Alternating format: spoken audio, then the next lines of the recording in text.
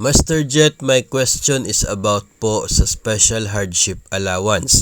Noong April and May po, naka-maternity leave ako. Sino po ang tatanggap ng Special Hardship Allowance? Yung substitute po ba?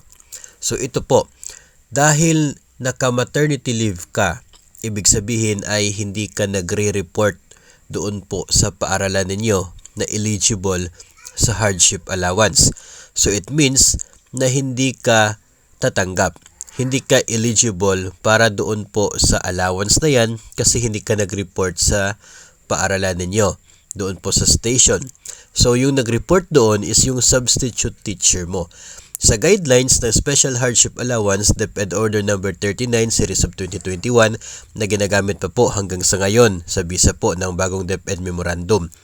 Ang qualified po na teachers ay pwede po na resident or transient, having permanent or provisional or substitute or temporary appointment.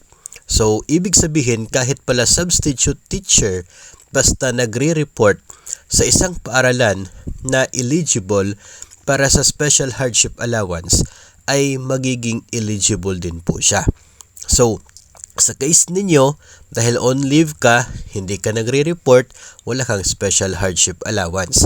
Pero dahil may substitute teacher ka na nandoon, nagre-report in your behalf, siya po ay eligible sa hardship allowance na ito as provided under DepEd Order No. 39 Series of 2021 na siya pong basis pa rin ng Special Hardship Allowance ngayon maliban na lamang po doon sa listahan ng paaralan kasi nadagdagan po yan under DepEd Order No. 17 yata yon Series of 2023.